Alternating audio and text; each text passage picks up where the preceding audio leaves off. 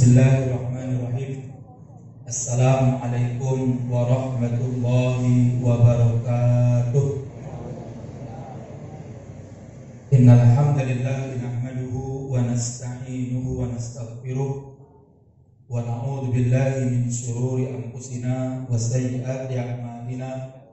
May yahdihillahu fala mudilla lahu wa may yudlil fala hadiya lahu. Asyhadu an la ilaha illallah wahdahu la syarika lah wa nashhadu anna Muhammadan abduhu wa rasuluh la nabiyya wa la rasula ba'dah. Yaqulullah tabaraka wa ta'ala ba'da a'udzu billahi minasy syaithanir rajim. Ya ayyuhalladzina amanu taqullaha haqqa tuqatih wa la tamutunna illa wa antum muslimun. Ya ayuhan nasu taqu rabbakumul ladzi khalaqakum min nafsin wahidah wa khalaqa minha zawjaha wa batha minhuma rijalan katsiran wa nisaa'a wattaqullaha alladzi tasaaluna bihi wal arham innallaha kana 'alaikum raqiba. Ya ayyuhalladzina amanu taqullaha wa qulu qawlan sadida yuslih lakum a'malakum wa yaghfir lakum dhunubakum wa may yuti'illaha wa rasulahu faqad faza fawzan 'azima. Amma ba'du fa inna asdaqal hadits kitabullah wa inna afdalal hadyi hadyu Muhammadin sallallahu alaihi wasallam wa inna syarral umuri muhdatsatuha wa kullu muhdatsatin bid'ah wa kullu bid'atin dhalalah wa kullu dhalalatin. Yang kami hormati dan yang kami muliakan, beliau Ustaz Heru selaku mungkin pengurus dan juga ketua panitia pengajian Kamis malam Nuris yang mudah-mudahan dimuliakan oleh Allah Subhanahu wa taala. Begitu juga yang sangat kami hormati dan yang kami muliakan para alim ulama, para asatid, para tokoh masyarakat, pejabat pemerintahan, dan juga kepada seluruh ikhwan dan akhwat yang mudah-mudahan dimuliakan oleh Allah Subhanahu wa taala. Alhamdulillah, pada malam hari ini kita bersyukur kepada Allah Subhanahu wa taala bisa hadir di majelis kajian rutin kita di Kamis malam kali ini. Mudah-mudahan apa yang nanti kita kaji bersama mendapatkan makna dan barokah dari Allah Subhanahu wa taala. Dan alhamdulillah kita bisa bertemu kembali setelah sekian waktu ya. Mungkin ada jeda kita istirahat dikarenakan corona yang sampai hari ini informasinya masih terus menghantui masyarakat dunia, walaupun yang sangat kita benci dan yang sangat kita tidak sukai, dan semoga Allah membalas mereka, adanya orang-orang yang begitu kejinya mengambil kesempatan atau mengambil keuntungan di tengah pandemi corona. Kita berdoa kepada Allah, mudah-mudahan yang korupsi bansos, korupsi duit corona, yang korupsi duit vaksin, macam-macam lah ya, mudah-mudahan itu mengurangi dosa-dosa kita. Amin ya rabbal. Dan supaya dosa-dosa kita itu ditanggung oleh mereka nanti di yaumul qiyamah. Kenapa? Karena mereka telah mendolimi, Pak. Bayangkan duit bansos berapa triliun yang dikorupsi. Yang ketahuan baru 5,9 T kalau dibangun Nuris itu berapa?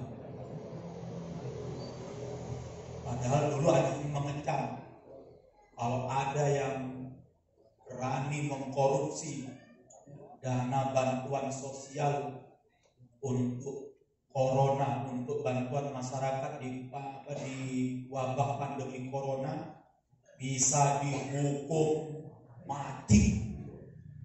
Itu pagi, sorenya pagi tempe, pagi kedelai, sore tempe, besok paginya gosong. Kita hanya bisa berdoa saja, apa salah ya. Dan nanti akan kita tuntut di yaumul qiyamah kan.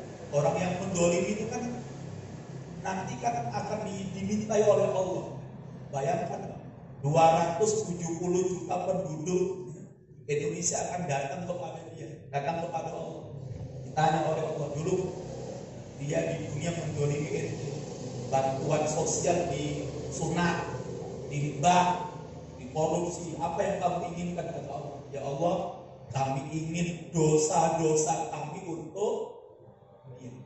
Terus pahala dia untuk itu aja Pak. Ya, bismillah. Makanya jenengan nggak perlu sakit-sakit hati banget Pak. Doa aja kepada Allah, mudah-mudahan nanti dosa-dosa kita ini di hari kiamat bersih karena orang-orang yang dolim. Amin ya rabbal alamin. Nah, makanya yang malam hari ini hadir ingin mendolimi umat Islam, hati-hati. Kami juga akan tuntut jenengan nanti di yaumul qiyamah. Kami tuntut, dulu jenengan datang berarti orang ngaji ternyata yo. Atau Allah iya, dia tuh datang mau nyari muka aja. Terus apa kata Allah? Apa yang kau inginkan kata Allah? Ya Allah, pokoknya yang ikut pengajian malam Jumat di Nuris minta pahala dia. Terus dosa kami untuk dia. Nah itu kan ya. Saya model orang model. Ini beneran ya. Dan itu hadis Rasulullah. Maka Rasulullah pernah mengatakan ketika ditanya oleh para sahabat, kata Rasulullah, manil muflis, kata Rasulullah, siapa orang yang bangkrut? Siapa orang yang bangkrut itu kata Rasulullah? Yang bangkrut itu kata sahabat yang perdagangannya habis, duitnya habis, hartanya ludes, kata Rasulullah. Bukan itu orang yang bangkrut. Orang yang bangkrut nanti di yaumul qiyamah adalah orang yang datang dengan membawa segunung pahala sholat, segunung pahala puasa, segunung pahala sedekah. Sebelum selesai, sebelum pahalanya ini memasukkan dia ke dalam surganya Allah, maka datanglah orang, ya Allah, dulu fulan pernah memfitnah saya di dunia, ya Allah. Saya nggak teroris, dibilang apa? Teroris. Terus apa yang kau inginkan? Aku ingin pahala dia untuk saya dan dosa-dosaku untuk dikurangi oleh Allah, pahala bertambah dosa. Belum masuk surga, datanglah tuh. Ya Allah, dulu dia nuduh saya radikal. Padahal saya nggak radikal, mau ngaji neng Nuris. Dia bilang apa? Radikal. Terus apa yang kau inginkan kata Allah? Aku ingin pahala dia untukku, dosa-dosaku untuk, sampai kata Rasulullah apa?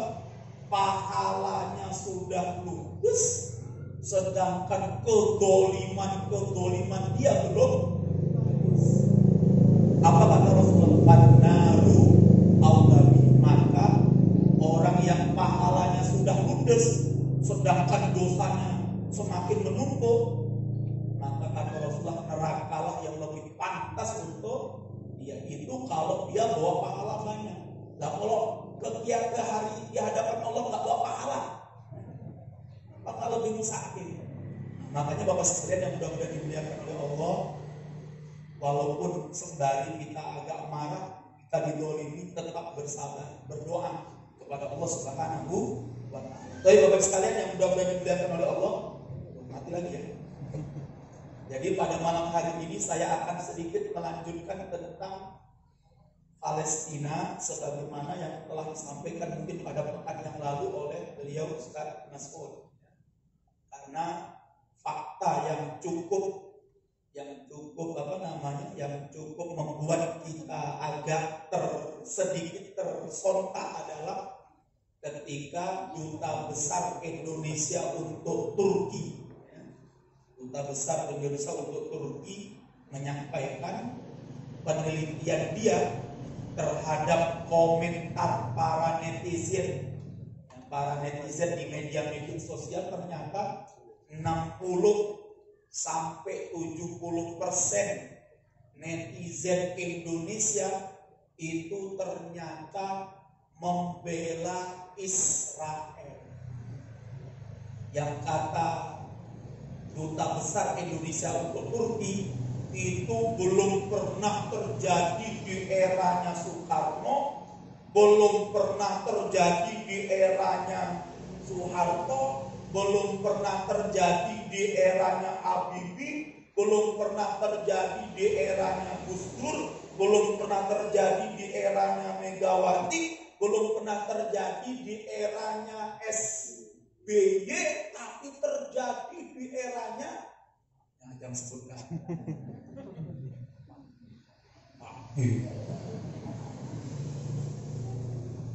Kena pasal penghinaan gak ini?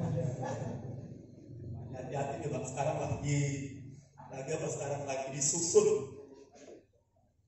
pasal-pasal untuk menjerat orang yang menghina presiden dan wakil presiden. Kalau menghina ulama, diapain? Nggak ada pasalnya.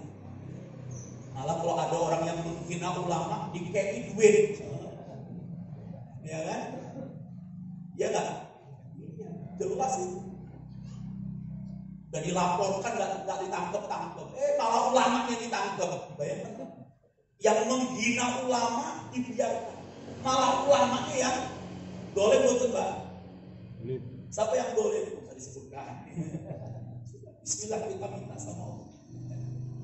Jadi sampai ketika saya ngurusi kasus metoderanan itu selesai putusan, hakim pengadilan negeri di Semarang itu nelpon, mohon maaf, betul kami minta maaf Pak Ustaz, mohon maaf, kami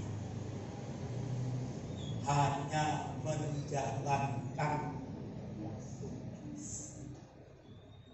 kami tahu persis Pak Ustaz, sebenarnya teman-teman itu nggak bersalah. Lagi mana? Posisi temen itu di sini Pak. Peristiwa pemukulan itu 40 meter. Lagi mukulnya pakai tangan apa? Pakai tangan Batman.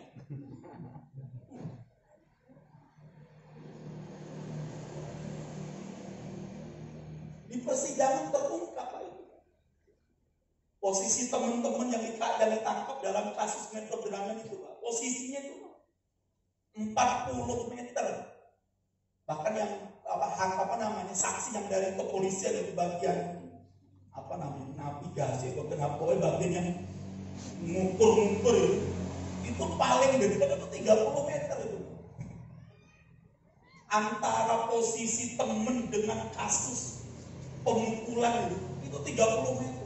Artinya di persidangan itu terbukti bahwa yang mukul itu bukan teman-teman yang ditangkap. Lalu kalau mukul 30 meter itu mukul pakai tangan apa Pak? Apa pakai tangan setan? Tapi apa kata mereka? Mohon maaf sekali Pak Ustaz. Kami hanya menjalankan ini Pak. Jadinya makanya Pak, kalau ada anak-anak jenengan yang ingin jadi hakim, suruh banyak apa dia? Banyak bekal dulu. Kalau enggak, berat. Nah ini yang harus kita perhatikan Pak. Nah oleh sebab itu Bapak sekalian yang mudah-mudahan dimuliakan oleh Allah Subhanahu Wa Taala, maka mudah-mudahan kita yang hadir pada malam hari ini, ya, dan ini terjadi sekarang di Indonesia, faktanya ternyata orang-orang Indonesia itu banyak yang mendukung Israel. Itulah yang sekarang dijuluki di Indonesia sebagai apa? Yahudi pesek. namanya apa? Yahudi Mesir, yang mereka tidak tahu menahu tentang apa yang terjadi di Palestina. Pokoknya yang didukung adalah apa? Israel, dan menuduh kaum muslimin Palestina itu adalah merampok tanah Israel. Bahkan sampai mereka tulis, Pak, Israel terzolimi. Bayangkan. Lah oleh sebab itu Bapak Ibu sekalian yang mudah-mudahan dimuliakan oleh Allah, maka pada malam hari ini sedikit saya akan menjelaskan sekali.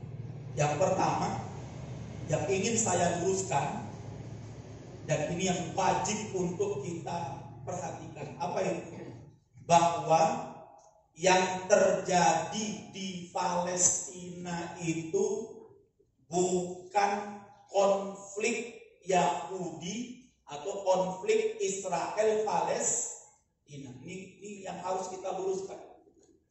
Karena hampir semua media, bahkan banyak ustadz-ustadz yang juga menyampaikan bahwa terjadi konflik Israel Palestina. Padahal yang benar, Pak, yang benar, yang terjadi di Palestina itu adalah penjajahan Israel terhadap tanah Palestina. Itu yang benar. Bukan konflik. Dulu ketika Belanda di Indonesia itu konflik Indonesia Belanda atau penjajahan Belanda terhadap Indonesia, Pak? Penjajahan. Kenapa kita katakan Belanda, penjajahan Belanda atas Indonesia?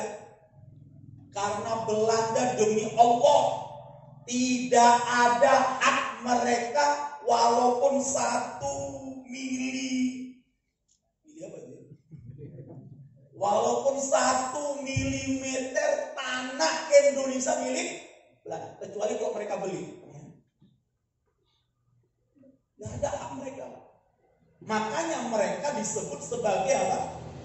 Penjajah. Penjajahan Belanda di Indonesia berlangsung sekitar berapa?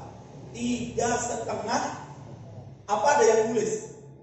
Konflik Indonesia Belanda selama 3,5 abad. Ada? Coba yang pernah belajar sejarah, ada yang tulis konflik Indonesia Belanda? Gak ada. Yang benar apa? Penjajahan Belanda. Karena kalau yang namanya konflik bisa jadi dua-duanya benar, bisa jadi dua-duanya apa? Salah.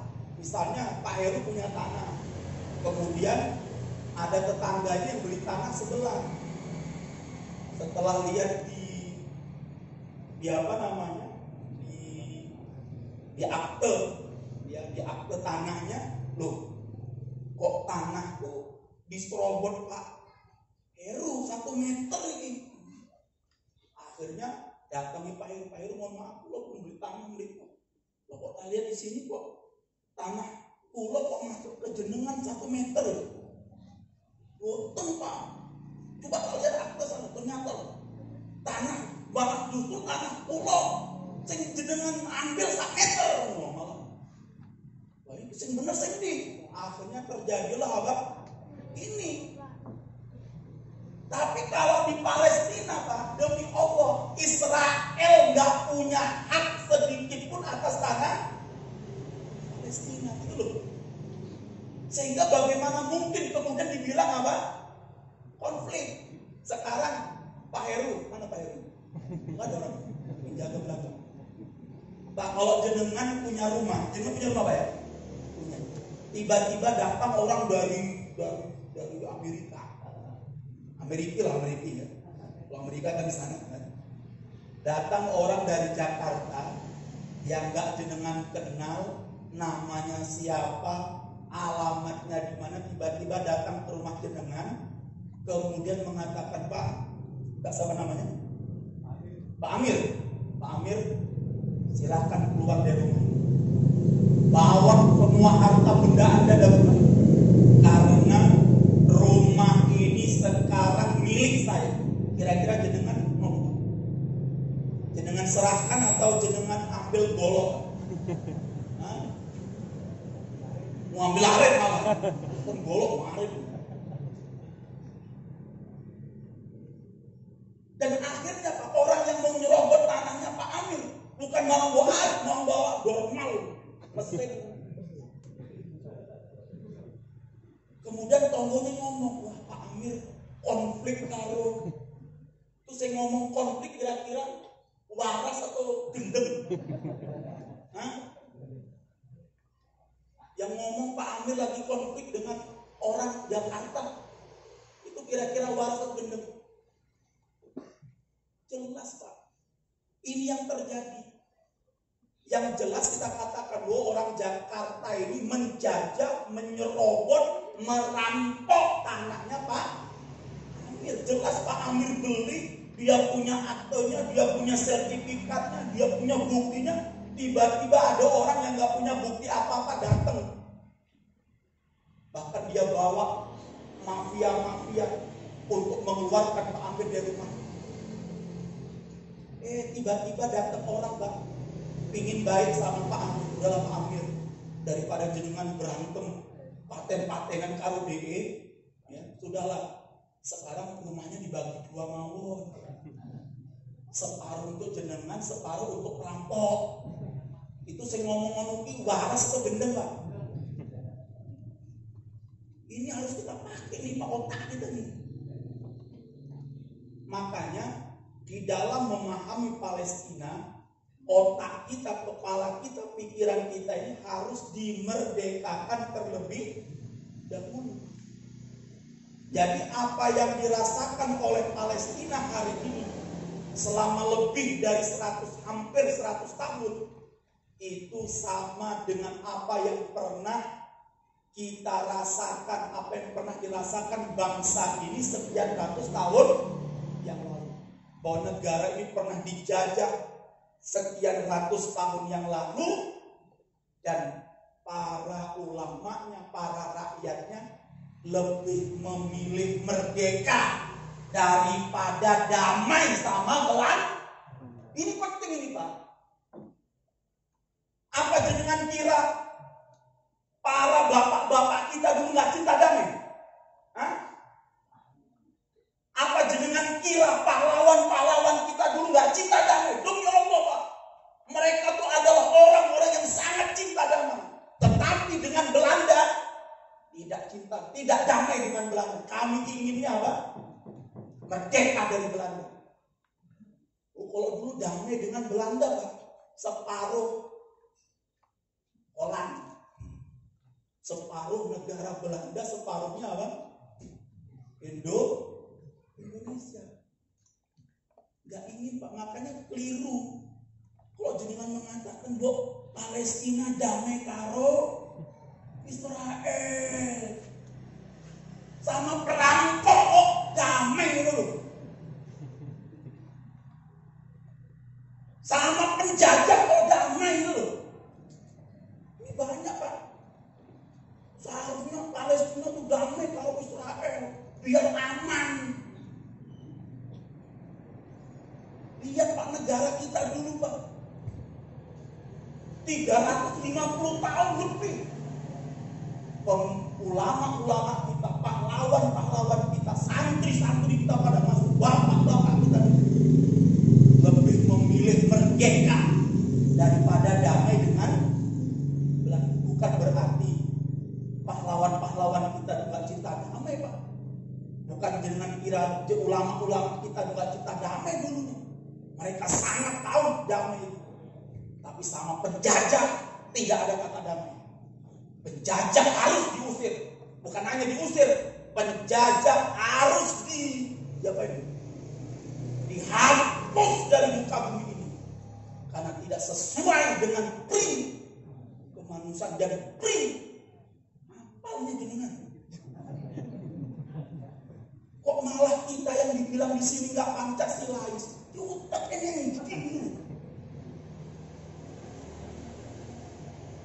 Kita ini sedang ingin menumpas penjajahan. Itu sesuai dengan Pancasila, sesuai dengan amanah di pembukaan Undang-Undang Dasar. Kok malah dibilang ketika mereka melihat itu ya, umat Islam beramai-ramai menyumbangkan duit kantongnya dewi untuk Palestina. Ustadz Ade Hidayat bisa mengumpulkan dana lebih dari 30 miliar. Muhammadiyah, tadi kemarin sore saya misi di daerah Cawas, Klaten, alhamdulillah Muhammadiyah sudah diumumkan oleh Ketua Umum Muhammadiyah Profesor Dr. Haidar Nasir. Sampai hari ini Muhammadiyah telah mengumpulkan donasi untuk Palestina 32 miliar. Mudah-mudahan Uris malam hari ini 1 miliar. Amin. Sampai 10 tahun yang akan datang. Amin ya. Satu orang aja lah yang nyumbang ya kan, Pak Amir ya, 1 miliar ya. Ketika melihat Hidayatullah, melihat Darut Tauhid, mereka tuh kalau lihat duitnya umat Islam, Pak, matanya langsung bukan lagi hijau, merah, mendem. Lihat duit umat Islam langsung apa? Mendem. Kemudian nyinyir di mana-mana, bukan hanya sekedar nyinyir, Pak, dilaporkan. Yang kan Ustadz Ade Hidayat itu dilaporkan oleh mereka itu. Karena dianggap apa? Ilegal, mengumpulkan duit. Kemudian setelah mengumpulkan duit apa? Ditelak, dikorupsi. Korupsi bansos bener lain.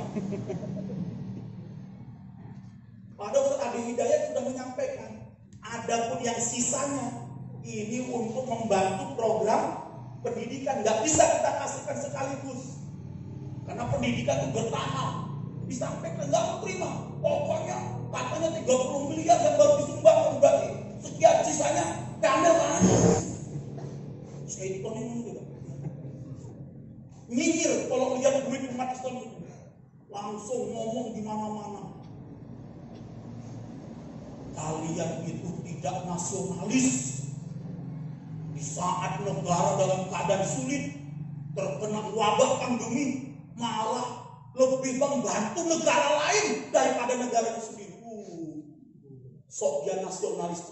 Sekarang kita tanya, mana yang lebih nasionalis? Orang yang ngenteki duit negara dengan orang yang ingin membantu pakai duitnya sendiri untuk membantu agar orang terbebas dari penjajah. Ngenteki bondo negara kok nasionalis. Saya pernah sampaikan dulu Pak, Ketua Buzzer Sukoharjo itu Pak, dulu ikut pengajian Pak.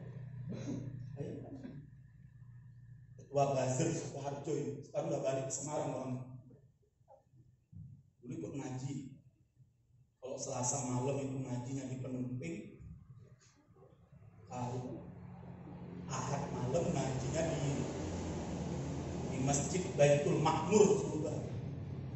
Dan dia cerita, saya dibayar dilantik di Semarang selaku Ketua Buzzer untuk Kabupaten Sukoharjo.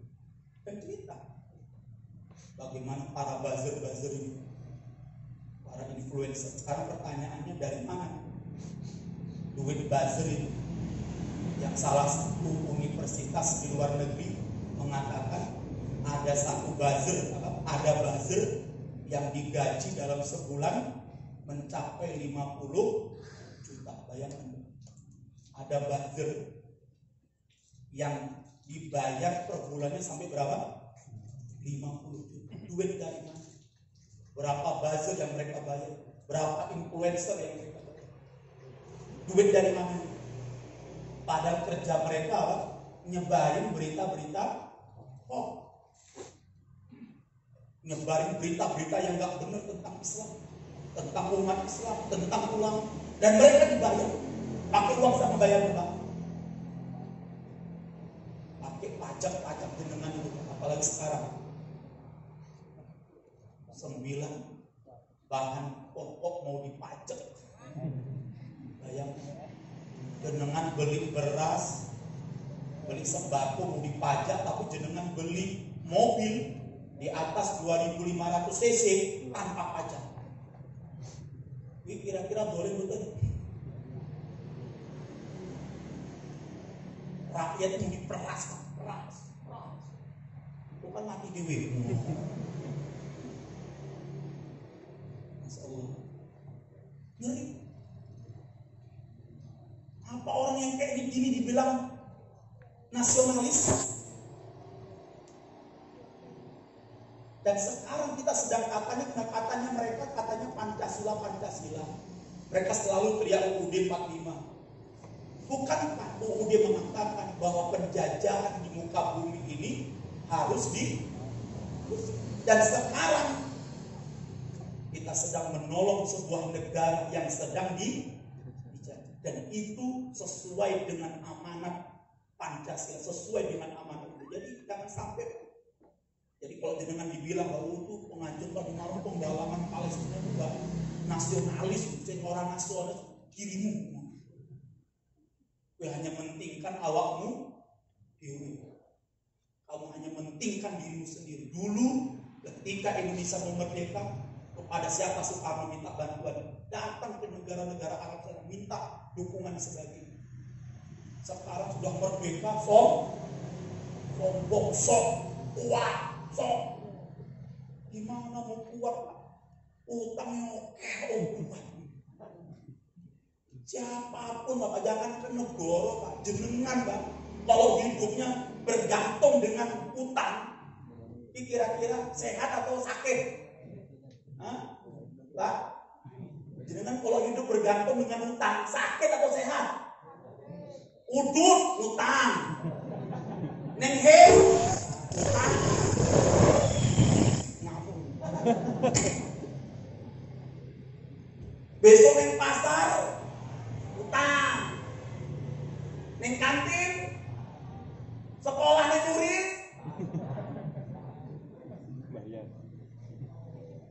Utang apa? Kira-kira ketemu enak yang sehat jenengan ya Pak ya. Masya Allah hidupnya gampang, enak. Utang terus ada nggak gitu Pak? Ada yang ngomong gitu? Kok ada yang ngomong kayak gitu Pak? Ini orang perlu dibawa kemana nih? Ke rumah sakit. Saya kaget kemarin Pak ketika baca detik.com ini, detik bisnis itu diperkirakan sampai akhir 2021 utang BUMN akan tembus 10.000 triliun. Baca di media 10.000 triliun itu duit kok yang mau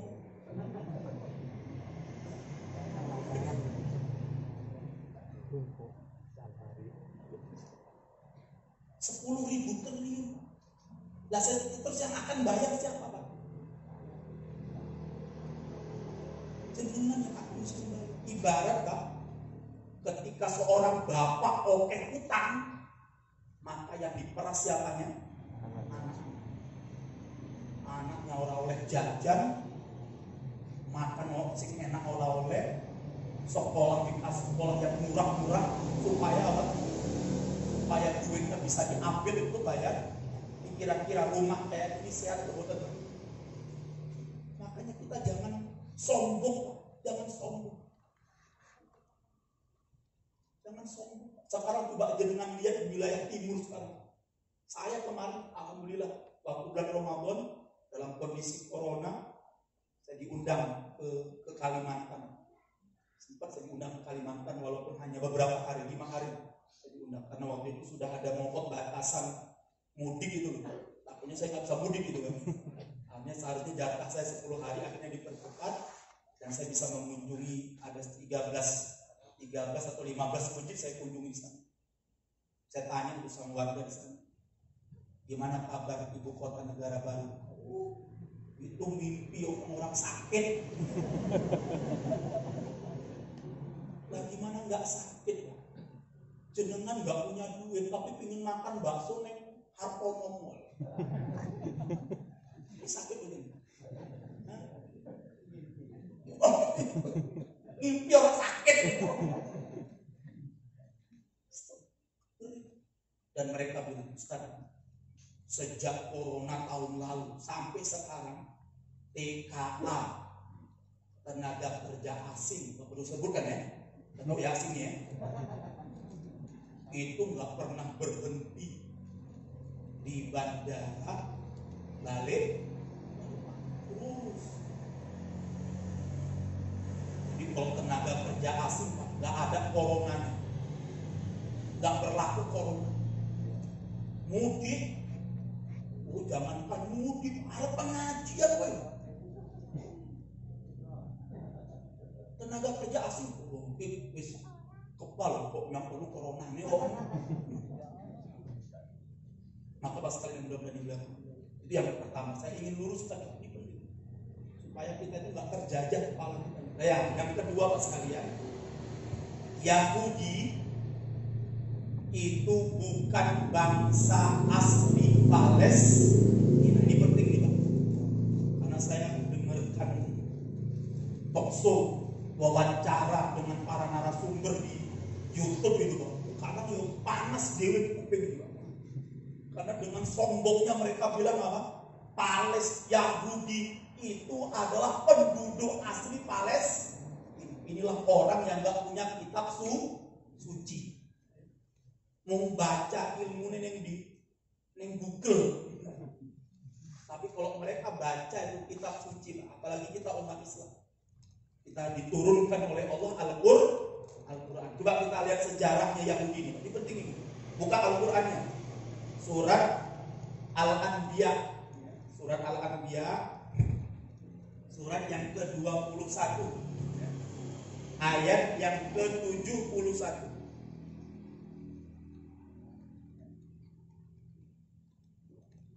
Berapa deh? Surat Al-Anbiya ayat yang ke-71, di mana Allah Subhanahu wa taala berfirman, apa kata Allah? Wa najjaynahu wa lutan ilal ardil lati barakna fiha lil alamin. Maka telah kami selamatkan itu siapa? Ibrahim, wa Luton dan saudara sepupunya yang bernama Lut. Kemana? Ke negeri yang kami berkahi di dalamnya untuk seluruh alam. Masya Allah. Para ulama sepakat, negeri yang diberkahi oleh Allah ini adalah negeri Syam. Bayangkan, jadi negeri Syam itu mendapatkan keberkahan dari mana? Dari Masjidil Aqsa. Dalilnya mana? Dalilnya dalam surat Al-Isra ayat yang pertama. Apa kata Allah? Subhanalladzi asra bi'abdihi lailam minal masjidil haram ilal masjidil aqsa alladzi barakna hawla. Kata Allah, sungguh ya, Allah telah Maha Suci Allah yang telah memperjalankan hambanya Muhammad di malam hari dari Masjidil Haram yang ada di Mekah ke Masjidil Aqsa yang ada di Palestina, yang kami berkahi negeri yang ada di sekitar Masjidil Aqsa. Negerinya negeri apa namanya? Negeri Syam. Negeri Syam ini dapat keberkahannya dari mana? Masjidil Aqsa. Lah, keberkahan negeri Syam itu kalau dibagi kata Allah bisa untuk seluruh. Masya Allah, itu berkahnya kayak ngomong ini. Maka kalau malam hari ini kita nggak mau ngambil berkah dari Masjidil Aqsa, Pak, nggak mau mengambil berkah dari masjid dari negeri Syam, rugi. Malah pingin ngambil berkah dari Telek, Kebun, apalagi ngambil berkah dari Nyi Roro Kidul. Nggak ada itu, mau ngapusi. Ini yang jelas ini. Lah, pertanyaannya, Nabi Ibrahim dari mana kok Allah selamatkan? Ini menjadi ikhtilaf di kalangan para ulama. Yang roji, yang benar kata para ulama, pendapat yang kuat, baik ulama tafsir dan ahli sejarah mengatakan asal usul Nabi Ibrahim itu berasal dari negeri Irak. Jadi Irak, namanya Babilonia atau apa namanya dulu, Mesopotamia atau apa namanya, pokoknya negeri Irak kuno. Dari situlah Nabi Ibrahim diutus. Yang waktu itu negeri Irak ini sedang dipimpin oleh seorang raja kafir yang bernama siapa? Namrud. Menteri agamanya, namanya Azar. Kenapa? Karena dia yang nyetak Tuhan. Dia yang memproduksi apa? Tuhan. Ini berarti kalau nggak menteri agama, yang menteri perindustrian. Jadi yang industri apa? Tuhan. Ya, jadi Azar itu bapaknya Nabi Ibrahim itu yang tukang apa? Menyediakan Tuhan. Jadi kalau ada orang ingin nyembah Tuhan, tak buatkan dulu. Kau ingin yang kayak apa Tuhannya? Perutnya gemuk atau perutnya kurus? Ya, wah, aku ingin ya, sing perutnya kurus kayak dan Tuhan ini kayak ramping loyo. Sesuai dengan pesan Bang. Makanya kan ada patung-patung Tuhan, ono yang kurus, ono sing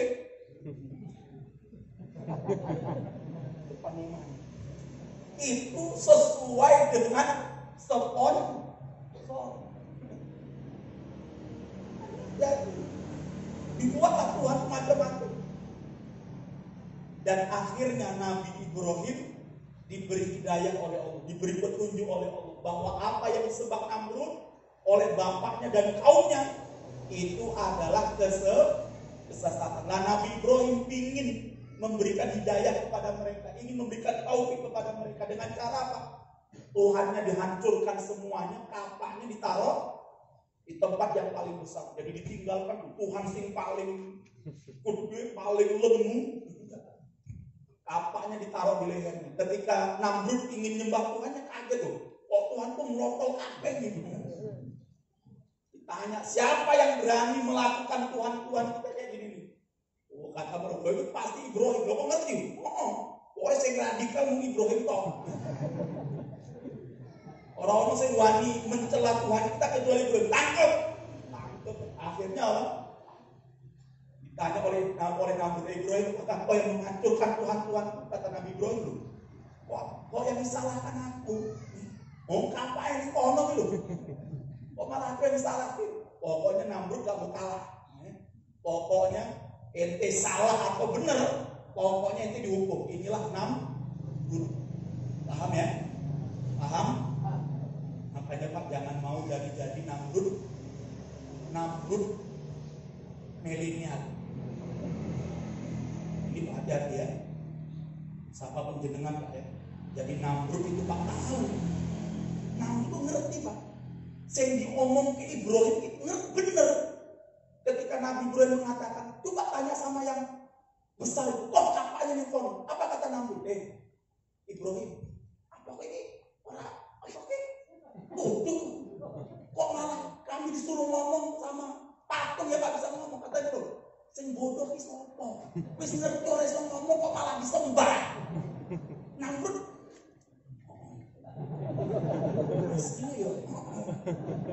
Tapi karena raja, karena hakim, karena pimpinan, pokoknya salah atau benar tetap inilah Namrud nilai Namrud modern. Jadi kalau ada orang menghukum orang yang tidak salah, sama dengan siapa? Tapi jangan ketemu nanti hakim Namrud jangan. Kalau gitu enggak. Pokoknya siapa saja, jangan nyebut siapa. Pokoknya siapa saja yang menghukum, termasuk kita ini. Kalau menghukum orang yang tidak bersalah, jangan-jangan kita sedang terkena sihirnya siapa? Namrud.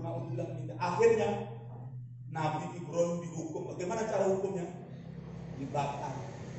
Dan akhirnya Allah buktikan kalau Nabi Ibrahim itu benar. Api yang membakar Nabi Ibrahim tidak mampu menyentuh tubuhnya Nabi Ibrahim. Jangankan tubuhnya, satu helai rambutnya Nabi Ibrahim itu tidak terbakar. Makanya dalam hadis disebutkan Pak, ketika semua binatang berupaya untuk mematikan api yang membakar Nabi Ibrahim, justru cicak ngembusnya. Ayo hidup terus ya. Makanya kenapa kita disunahkan membunuh cicak. Boleh Pak ya? Dan afdolnya sekali bunuh mati, pahalanya lebih besar. Jadi kalau bunuh cicak Pak, jangan tanggung-tanggung. Pukul tak mati. Mati itu kurang afdol ya. Maka jadi disunahkan membunuh apa? Cicak. Dan ditanya oleh Rasulullah, kenapa kok menyuruh kami untuk membunuh cicak? Karena cicak itu apa? Binatang yang dulu ikut apa? Jadi di saat semua binatang memadamkan api yang membakar Nabi Ibrahim, cicak malah apa? Nembusinya supaya hidup terus. Nah, silakan lah, bunuh cicak, bunuh. Itu dapat pahala. Nah, akhirnya setelah Nabi Ibrahim diselamatkan oleh Allah, berarti apa? Negeri Irak itu sudah tak bisa lagi didakwahi. Maka apa? Disuruh oleh Allah apa?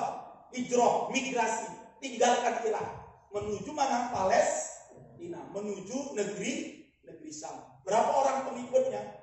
Yang saya baca, wallahu a'lam bishawab, Nabi Ibrahim pun dapat 2 orang pengikut, masya Allah ya. Jadi kalau dibandingkan jamaah Nuris lebih banyak ya. Nabi Ibrahim cuma dapat 2 orang. Siapa? Satu namanya Lut. Lut ya, yang kemudian Allah angkat menjadi nabi, sepupunya Nabi Ibrahim. Nah yang satunya siapa?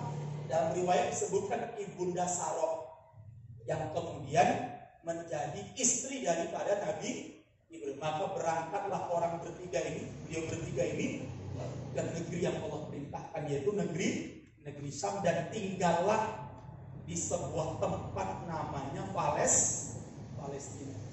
Dari situlah kemudian Nabi Ibrahim memiliki anak. Dari istrinya yang bernama Hajar mendapat putra yang bernama Ismail, yang kemudian dibawa ke Mekah, yang akhirnya menjadi cikal bakal negara atau bangsa. Dari Ibunda Sarah yang waktu itu masih tinggal di Palestina, dapat putra yang bernama Nabi Ishak.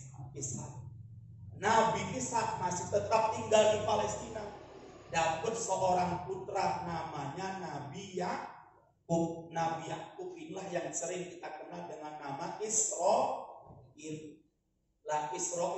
Nabi Yakub ini, atau yang kita kenal dengan Israel ini, punya 12 orang anak. Salah satunya diangkat oleh Allah menjadi nabi, namanya Nabi Yusuf. Punya saudara 11 orang. Makanya Allah katakan dalam surat dalam surat awal daripada surat Yusuf, apa kata Allah?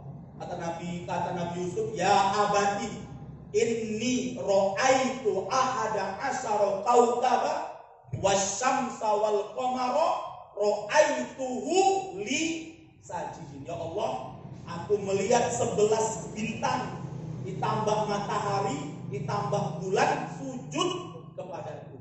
11 bintangnya apa? Menggambarkan 11 saudaranya Nabi Yusuf. Salah satunya namanya Yahuda. Dari Yahuda inilah anak keturunannya sekarang lahir menjadi sebuah bangsa namanya bangsa Yahudi. Lah pertanyaannya, apakah Yahudi yang sekarang disebut Israel itu Yahudi asli sampai Nabi Ibrahim, atau jangan-jangan Yahudi jangan-jangan Yahudi pesek yang pindah ke sana ngaku Israel? Ada nggak kira-kira? Ada. Itu nggak, makanya kemarin saya baca di media sosial ada yang menulis itu tentang sejarah Yahudi Israel itu. Tes DNA membuktikan Yahudi Israel itu nasabnya tidak sampai kepada Nabi Ibrahim, tidak sampai kepada Nabi Yakub. Terus siapa mereka ini? Inilah Yahudi yang nggak jelas Pak. Ngaku-ngaku keturunannya Nabi Ibrahim, ngaku-ngaku keturunannya Yakub, yang kemudian mengklaim tanah Palestina adalah milik mereka. Jadi Bapak sekalian, dari mana bangsa Yahudi berasal? Asli Palestina ataukah tidak? Bukan. Yahudi itu berarti nenek moyangnya berasal dari Irak. Lantas siapa penduduk asli Palestina? Dijelaskan oleh Dr. Thorik As-Suwaidi di dalam bukunya. Silahkan beli Pak bukunya ini. Cuma 200.000 kalau nggak salah saya. Dijelaskan di sana. Sebelum hijrahnya Nabi Ibrahim ke Palestina, sudah ada orang-orang yang disebut sebagai orang-orang Fales. Mereka dari bangsa Fales atau suku Fales yang berasal dari bangsa Kan'an. Jadi asli penduduk Palestina ini, para ahli sejarah mengatakan namanya adalah bangsa Kan'an atau suku Kan'an. Ini penduduk aslinya, bukan Yahudi. Lah pertanyaannya Bapak sekalian, lantas Ustaz, milik siapa Palestina itu? Maka jawaban yang benar, Palestina adalah milik siapapun mereka yang beriman kepada Allah dan menyembah Allah. Siapapun dia. Paham ya?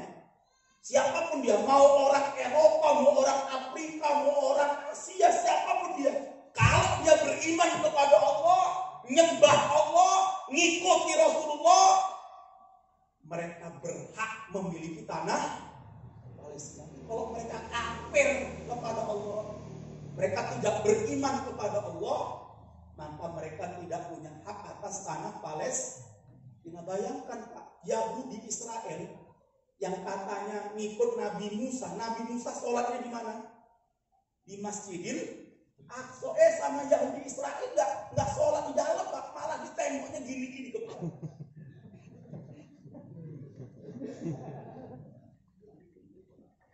Ini berarti ngikut Nabi Musa atau bukan? Jadi ini Israel KW lah, tahu ya Israel KW ya. Kalau di Indonesia ada namanya NII-KW, waduh kan ya. Ada KW 1, KW 2, KW 3 sampai KW 9, Abu Toto alias Panji Gumilang. Nah oleh sebab itu sekali lagi kita jangan sampai tertipu Pak. Jadi yang benar, Yahudi tidak punya hak atas tanah Palestina. Nah, kemudian pertanyaannya yang selanjutnya, ini penting ya. Yang selanjutnya yang ingin saya jelaskan pada malam hari ini adalah berkaitan dengan ini perlu saya luruskan juga ini ya. Karena ternyata banyak umat Islam yang belum mengetahui mana yang namanya Masjidil Aqsa. Nah, itu kadang-kadang kita masih keliru. Jadi yang namanya Masjidil Aqsa, nah ini dia. Ini adalah, jadi ini Masjid Aqsa ini ya. 4 persegi panjang inilah kawasan atau wilayah yang disebut dengan Masjidil Aqsa. Luasnya berapa? Jadi ada titik merah ini, ada garis ini. Jadi seluruh wilayah inilah yang disebut dengan Masjidil Aqsa. Artinya Pak, jenengan sholat di mana saja selama masih berada di dalam garis ini, berarti jenengan disebut sholat di mana? Di Masjidil Aqsa. Jadi luasnya berapa Masjidil Aqsa itu? Luasnya adalah 14,4 hektar, 144.000 meter persegi panjang. Itulah luasnya Masjidil Aqsa. Yang di dalam Masjidil Aqsa ini terdapat 2 masjid. Satu yang depan ini sering disebut dengan Masjid Qibli namanya. Kenapa disebut dengan Masjid Qibli? Karena sebelum kiblat manusia dipindahkan ke Masjidil Haram, sebelum kiblat manusia dipindahkan ke Baitullah, maka dari sejak Nabi Adam sampai Nabi Muhammad selama 17 bulan, sholatnya menghadap kemana Pak? Sholatnya menghadap ke situ.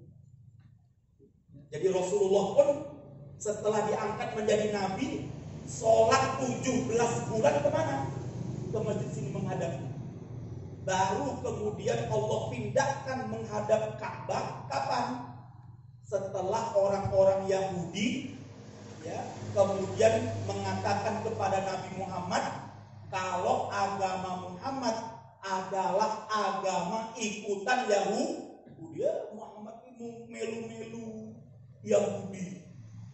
Dulu nenek moyang kami sholatnya menghadap Masjidil Aqsa, dia ikut-ikutan. Oh, berarti agama Muhammad ya agama palsu. Ikut-ikutan Yahudi sama Nasrani. Maka Allah turunkan surat dalam surah Al-Baqarah di juz yang kedua. Saya qulus sufaha'u minan.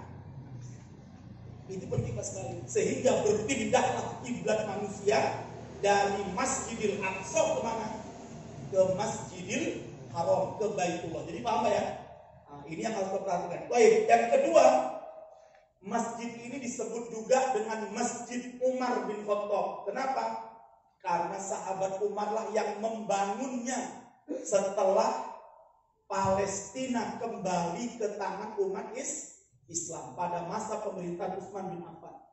Ya, di sini ada namanya Masjid Berkubah Kuning, Dome of the Rock, ya. Qubbatus Sohro. Di dalamnya ada sebuah bukit, yang bukitnya itu di dalam sejarah disebutkan tempat berpijaknya Nabi Muhammad Mi'raj ke Sidratul Muntaha. Di dalam ini Pak, di dalam masjid ini. Tapi alhamdulillah orang-orang Palestina nggak ada yang nyangkolinnya. Kalau kira-kira Pak, tanahnya itu di Wonogiri, kira-kira gimana? Kalau dulu di Wonogiri ada gunung tempat mi'rajnya Nabi Muhammad, kira-kira gunungnya masih ada nggak kira-kira? Ludes. Tiap malam oh jangankan gunung tempat mi'rajnya Nabi ya kan? Oh tempat tokonya siapa tuh? Samber, Nyowo. Karena ada katanya kan? Ada tempat di Wonogiri, perbatasan Wonogiri Pacitan, apa tempat tokonya siapa? Samber Nyowo, diburu sama. Tapi di Palestina nggak ada Pak. Sholat di dalamnya, culik dikit Pak. Lo tak tahu di Wonogiri, tak taruh di depan tokoku, biar tokoku apa? Nggak ada. Kalau di Indonesia banyak nggak? Banyak. Ziarah ke Sunan Kudus, ziarah ke Sunan Demak, ziarah ke Sunan mana lagi ya? Sunan apa namanya? Kalijogo macam-macam. Pulang bawa tanah, pulang bawa batunya, pulang bawa nisannya. Nah, di Indonesia ada misalnya tidak ada. Itu biasa dipahami ya. Jadi Masjidil Aqsa ini dia seluruhnya. Mudah-mudahan suatu saat Allah memberikan kemudahan kepada kita untuk bisa sholat di Masjidil Aqsa yang ada di Palestina, bukan di Klaten loh ya. Jadi kalau jangan berdoa kepada Allah, sebutkan dulu. Ya Allah, mudahkanlah saya sholat di Masjid Aqsa ya. Sebutkan Palestina ya Allah ya. Karena kalau jangan sebut Masjid Aqsa nanti Allah sampaikan di Klaten, alhamdulillah. Bisa tekan. Jadi sebutkan ya. Sholat di Masjidil Aqsa di mana Pak? Di Palestina. Masya Allah. Pingin nggak Pak? Siapa yang pingin sholat di Masjid Aqsa Palestina? Insya Allah Pak ya. Semuanya Pak. Berdoa kepada Allah. Berdoa kepada Allah. Apalagi kalau kita sudah pernah ke Mekah, sudah pernah ke Masjidil Haram, berarti ada satu masjid yang masih kurang. Masjid apa? Masjidil Aqsa. Mudah-mudahan suatu saat kita datang ke Palestina, sholat di dalamnya. Nah, untuk bisa sholat di sana Pak, Israelnya harus diapain dulu? Israelnya harus dikepukin dulu, harus dilenyapkan dulu. Kalau enggak, kita tidak akan bisa masuk dengan leluasa di sana. Bayangkan kemarin di bulan Ramadan, umat Islam lagi enak-enaknya, lagi nikmat-nikmatnya, menikmati 10 akhir bulan Ramadan, baca Quran, etikaf di Masjid Aqsa. Tiba-tiba Zionis laknatullah ini, semoga Allah melaknat mereka, datang nembakin pakai gas air mata, nendangin agar semua umat Islam keluar dari Masjidil Aqsa. Ini luar biasa. Oleh sebab itu kita sebagai umat Islam harus dipahami bersama. Baik, selanjutnya Pak sekalian. Selanjutnya adalah ini dia. Kelihatan ya. Kapan pertama sekali Palestina ini jatuh ke tangan Yahudi? Itu dimulai ketika pemerintahan Islam yang bernama Turki Utsmani kalah dalam Perang Dunia Pertama. Tahun berapa itu Perang Dunia Pertama? Tahun 1914 sampai tahun 1918. Masih siapa yang udah lahir? Masih ada kan? Belum ada ya? Dengan aja apalagi saya kan. Jadi Perang Dunia Pertama tahun 1914 sampai 1918. Lah waktu itu Turki Utsmani yang sudah lemah, yang sudah sakit-sakitan, bahkan digelar di Eropa sebagai the sick man in Eropa. Sebagai lelaki yang sakit di Eropa, akhirnya mengikuti blok timur kalau nggak salah. Berperang melawan blok barat. Ternyata blok timurnya kalah. Lah ketika blok timur kalah, akhirnya blok barat akhirnya menguasai wilayah-wilayah yang dikuasai oleh Turki Utsmani. Salah satunya adalah wilayah yang ada di Palestina, Suriah, Damaskus, dan Liban. Ini diambil oleh dua negara yang menjadi pemenang dalam Perang Dunia Pertama. Siapa itu? Satu Britania Raya, Inggris, satunya adalah Perancis. Jadi Perancis ini adalah pemenang dalam Perang Dunia Pertama. Akhirnya apa? Mereka bagi-bagi, Pak. Jadi negeri Syam itu, Pak. Ini negeri Syam. Itu dibagi oleh dua negara itu, Pak. Apa kata Inggris? Palestina sama Jordania ini milik aku, kata Inggris. Kata Perancis, monggo. Berarti sisanya ya, Suriah sama Libanon milik Perancis. Udah kalau gitu kita buat batasnya masing-masing. Bayangkan, jadi kayak roti di enakmen. Mereka tidak pernah menguasai, tidak pernah memiliki. Ketika menjajah, kemudian mereka apa?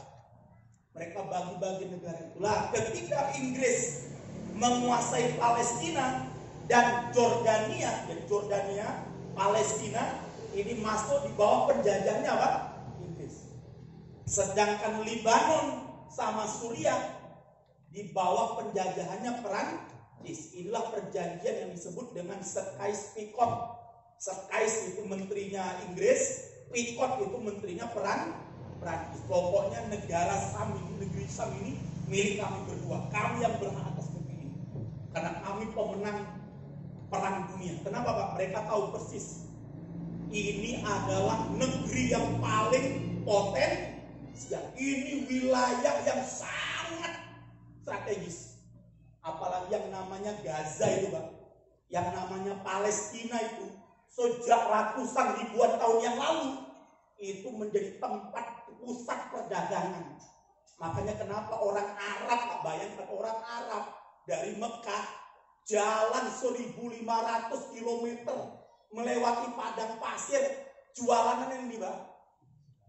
Orang Wonogiri jualan bakso tekan Aceh. Bakso Wono jalan betul. Numpak.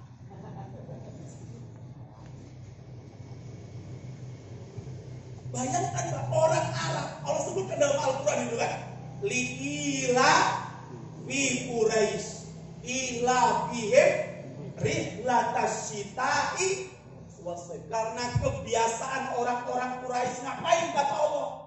Mereka berjalan melakukan perdagangan di musim dingin dan di musim panas. Kemana? Ke Palestina, Pak. Berapa jaraknya? Saya baca itu, Pak. Palestina itu kalau digambar garis lurus naik pesawat kan nggak belok-belok kan? Lurus kok itu 1.500 km. Nah kalau menggok kira-kira. Jadi orang-orang Mekah, orang-orang Arab di Mekah itu dagangnya di mana? Palestina. Nabi Muhammad itu pernah membawa dagangannya ibunda Khadijah kemana?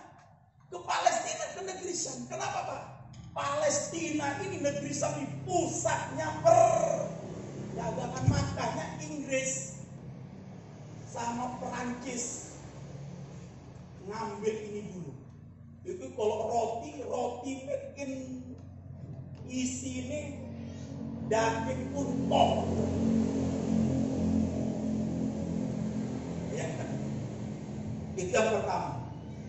Setahun berikutnya lahirlah sebuah perjanjian, namanya perjanjian Balfour. Apa perjanjian Balfour ini?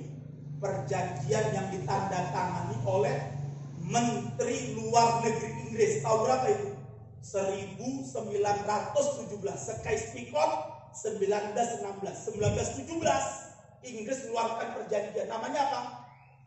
Balfour. Apa itu perjanjiannya?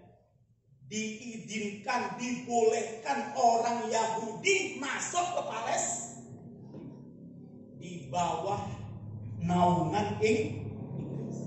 Salah satunya waktu itu dalam rangka menyelamatkan Yahudi Jerman yang dibantai oleh siapa? Nazi, oleh Hitler. Jadi orang-orang Zionis yang terbentuk di akhir 1800-an, mereka lihat Yahudi dibantai Pak di Jerman. Berapa puluh ribu tuh, berapa ribu Yahudi Jerman dibantai oleh Hitler, dibantai oleh orang-orang Nazi. Sampai Hitler mengatakan apa? Banyak yang bertanya kepada saya, kenapa Nazi membantai Yahudi? Nanti mereka akan tahu kenapa Nazi membantai Yahudi. Jadi Nazi itu Pak sangat benci sama siapa? Yahudi. Kenapa Pak? Yahudi itu rasis. Rasis Yahudi itu. Kalau bukan kelompoknya orang gelem. Kalau bukan bangsanya nggak mau. Makanya jarang Pak ada orang dia pindah agama kemana? Yahudi nggak ada. Jarang Pak. Dia pindah agama kemana? Nasrani sering. Pindah agama Pak, Buddha banyak, Hindu banyak, Konghucu banyak. Apalagi aliran kepercayaan. Tapi masuk agama mana? Yahudi nggak ada. Tapi nyandang Yahudi pasti ada. Walaupun agamanya ngakunya Islam, tapi hatinya berhati Yahudi. Nah ini pas kalian. Sehingga orang-orang Zionis ini Pak, Zionis itu terbentuk di akhir 1800-an. Apa Zionis ini? Zionis ini adalah lembaga Yahudi internasional. Mereka minta sama Inggris, tolong Pak, selamatkan saudara-saudara kami Yahudi. Larat diselamatkan yang bilang, pokoknya Palestina wae, itu biar anak bapakku biar. Akhirnya Inggris menyetujui Pak. Maka dalam sejarah saya baca direlokasilah berapa Yahudi dari Jerman Pak? 60.000 Yahudi Jerman dibawa dari Jerman secara berangsur-angsur kemana? Ke Palestina. Di 1917 Pak, 3.000 umat Islam Palestina diusir dari rumah mereka. Diusir, pergi ke rumah kalian. Ini sekarang sudah milik Yahudi. Ini penjajahan atau perampokan? Ini penting. Jadi Yahudi ini gak punya hak atas tanah Palestina, kemudian datang mengambil dan menjajah secara biadab. Yang gak mau pergi ditembak sama Inggris, dibunuh sama Inggris. Karena waktu itu mereka masuk ke Palestina di bawah perlindungan apa? Inggris. Maka terjadilah perang Palestina dengan Israel. Mereka tidak terima tanah mereka dirampok. Mereka tidak terima tanah mereka diambil secara biadab oleh Zionis Yahudi. Akhirnya Pak, terjadilah pertempuran perang demi peperangan dengan Yahudi Israel. Tahun 48 PBB datang. Apa kata PBB? Udahlah, masa perang wis 30 tahun. Wis oke sing mati. Wis pokoke damai wae. Toh Yahudi juga sudah banyak di Palestina. Terus piye? Ya udah, separuh untuk Yahudi, separuh untuk Palestina. Jadi Pak, PBB itu adalah organisasi internasional yang demi Allah saya katakan mereka lah yang memberikan secara ilegal Yahudi terhadap Palestina. Makanya Pak, jangan ngemis kepada PBB. Ini penting. Kita nyuruh mana PBB, mana PBB. Nggak usah Pak. Jenengan sampai jungkir balik. Nyebut-nyebut PBB orang bakalan digagas. Kenapa Pak? Yahudi sama PBB itu ya tuin. Sudah mereka tuh sudah satu di sana. Makanya nggak akan mungkin Israel akan diseret kemana? Ke Mahkamah Internasional. Yang nanti menyeret mereka demi Allah adalah siapa? Allah Subhanahu wa Ta'ala. Sebagaimana Allah pernah menghukum siapa? Ariel Sharon ya. Dengan lihat YouTube nanti. Ariel Sharon itu yang menjadi penjagal umat Islam. Berapa ribu umat Islam yang diberi, yang dibunuh secara biadab oleh Ariel Sharon. Sebelum matinya Allah makan dia berapa tahun Pak? 8 tahun. Bukan di YouTube Pak. Kematian Ariel Sharon 8 tahun Pak. La yamutu wa la yahya. Urip ora, mati pun tidak. Bayangkan 8 tahun. 8 tahun. Sampai akhirnya badannya penuh ulah, penuh belatung itu. Setelah 8 tahun koma baru dimatikan. Tapi orang-orang Yahudi Pak memang dasar layak ilun, nggak ngambil pelajaran. Malah mereka menganggap ini ujian Allah untuk menghapuskan dosa-dosanya Ariel. Sarap nih orang Pak. Lah makanya Pak hati-hati. Sehingga akhirnya Pak terjadilah terus peperangan terhadap Palestina, antara Palestina dengan penjajah yang bernama Israel. Maka Israel Pak, walaupun sudah dikasih separuh tanah, ini kita lihat ya, supaya kita akan ini ya. Ini kalau kita lihat di sini di peta ya Pak. Dari dulu yang berwarna hijau ini adalah milik Palestina semuanya. Ini tahun 48. Tahun 48 Inggris di bawah apa namanya? Tahun ini tahun 48 ini ya. Tahun 47 ya, 47 48 ini. Akhirnya apa? Di bawah perintahnya PBB, Israel diberi tanah nih Pak. Yang putih itu tanah Israel. Tahun 48. Setelah mereka dikasih ini Pak, mereka nggak mau, sama seperti Belanda itu. Jadi nenek saya dulu cerita, kamu tahu kata nenek saya, bagaimana Belanda merampok tanah kita itu kata nenek saya. Saya masih ketemu sama nenek saya. Jadi dulu Pak, Belanda tuh ketika datang ke Aceh, minta tanah 1 jengkal Pak. Minta sama warga, kami minta tanah ya 1 jengkal. Untuk apa? 1 jengkal tuh pokoknya panjang lebarnya apa 1 jengkal. Untuk apa? Kami ingin tanam labu. Nah namanya orang kampung Pak, wih tanamnya. Belanda menjawab, 1 jengkal dikasih Pak, wis ki. Nah kayak 1 jengkal, masa 1 jengkal wis lah, 1 meter. Sama londo ditanami labu. Akhirnya labunya hidup menjalar kemana-mana Pak. Kemudian Belanda bilang, pokoknya tanah yang ada labunya di tanah kami. Wih, putek Ada nggak orang kayak gitu sekarang? Ada. Kalau ada, kamu telur dulu. Londo itu. Itu nenek saya cerita. Jadi kayak gitu nih. Iya. Itu jahat ke Belanda itu. Minta tanah sejengkal untuk tanam labu. Yang namanya labu kan jalan ya Pak. Merambat kemana-mana. Kemudian apa kata Belanda? Ini tanah kami. Jangan macam-macam kalian. Kalau kalian ambil ditanam labu sampai akhirnya Pak terjadilah perlawanan. Bayangkan Pak, Israel awalnya dikasih gitu Pak. Dan mereka kemudian apa? Tidak terima. Terus mulai mengambil, terus merampok dan memperbesar wilayah mereka. Ini tahun 67 Pak. Tahun 2020 tinggal segini nih Pak. Yang putih ini semuanya sudah tanah sudah tanah miliknya siapa ini? Israel. Umat Islam tinggal lagi memiliki 15%. Ini adalah wilayah tepi barat ini adalah daerah Baitul Maqdis yang sekarang juga sudah dikuasai oleh Zionis. Yang hijau ini yang agak besar ini, inilah yang namanya Gaza. Jadi Gaza ini Pak, sejak awal dijajah sampai sekarang belum berhasil diambil oleh Israel. Makanya sekarang Gaza itu, Israel sangat marah dengan Gaza itu Pak, karena dia dipimpin oleh Hamas yang anti terhadap Israel.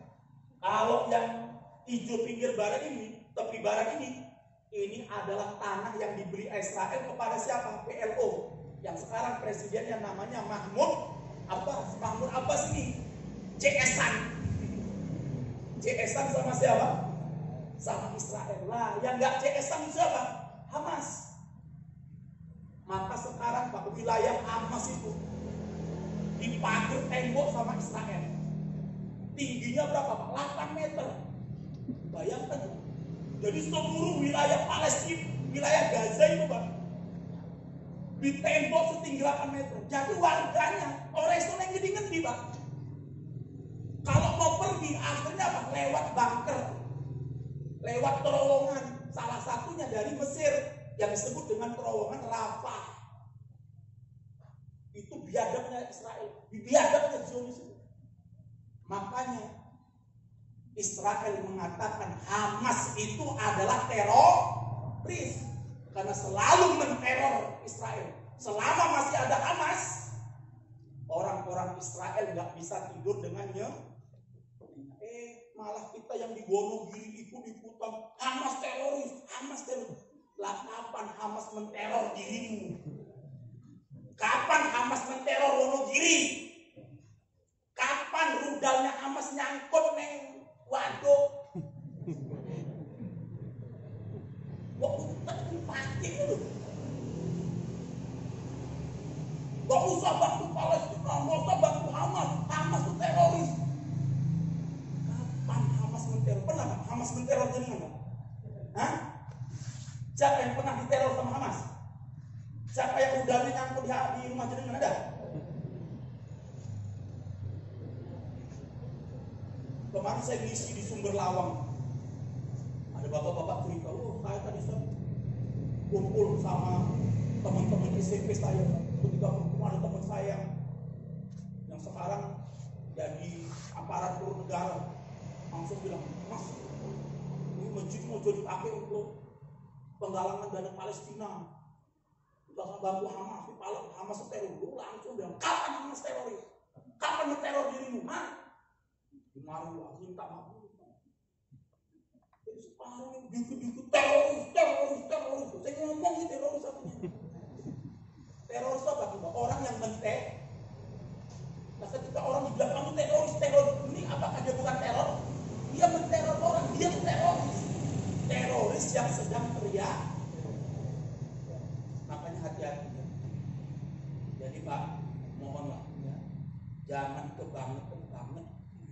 Dikit-dikit adalah teroris radikal. Lah, Bapak sekalian mudah-mudahan dibilang sekarang Pak, inilah tanah Palestina itu Pak, yang terus akan digerogoti oleh Zionis. Maka sebab itu Pak, kita sebagai umat Islam punya kewajiban untuk menolong mereka, karena mereka adalah saudara kita seagama. Masjidil Aqsa adalah masjidnya kaum muslimin. Ini kalau kita lihat ya, salah satu bentuk penyerangan di Al-Aqsa ini, di Gaza ini.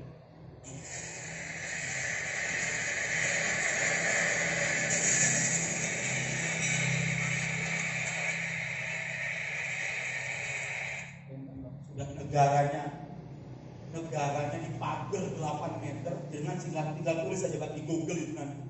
Ya. Tembok Gaza itu Pak. Itu tinggi banget tembok Gaza itu. Kemudian warganya dijatuhi ya Pak, dijatuhi rudal. Lah mau lari kemana Pak? Ini penting untuk kita perhatikan. Ini kita lihat, ini anak apa namanya ini?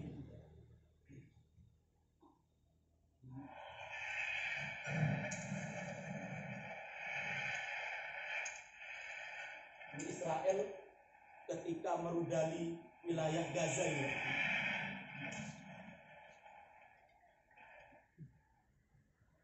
Mereka menembaki dan menjatuhkan rudal ke wilayah Gaza itu. Kita lihat lagi.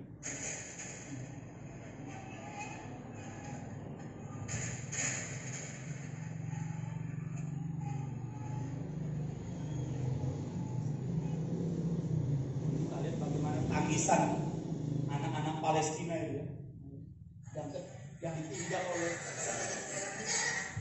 yang bapak dan ibunya meninggal dunia kena bom.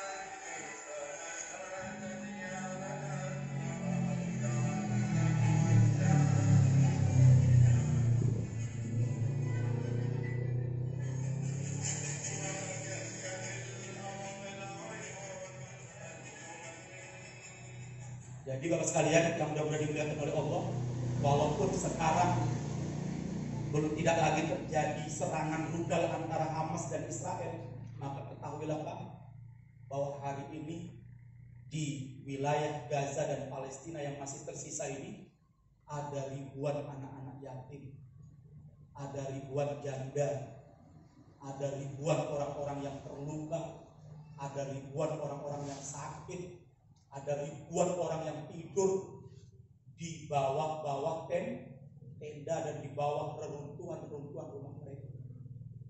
Mereka berharap belas kasihan kepada saudara-saudara mereka. Maka Bapak sekalian yang mudah-mudahan dimuliakan oleh Allah, maka mudah-mudahan malam hari ini hati kita terketuk untuk membantu saudara-saudara kita yang ada di Palestina.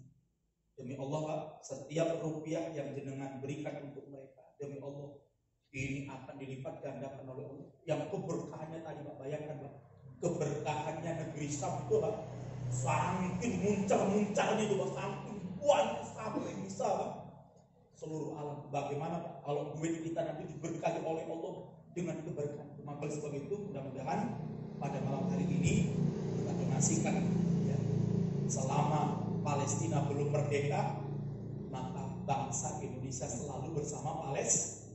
Itu kata Soekarno. Makanya kalau ada orang mengatakan Soekarno, ayo bantu Palestina, ini berarti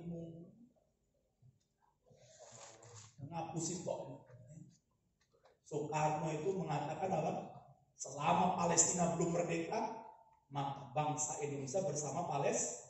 Ini sudah jelas. Lalu sebab itu Pak sekalian, jadi membantu Palestina itu Pak legal. Ya, membantu membantu Palestina itu adalah konstitusional. Jadi nggak ada yang bilang ini ilegal bisa dilaporkan.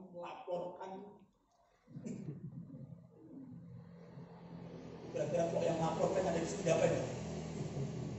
Politik ya sampai mati mereka.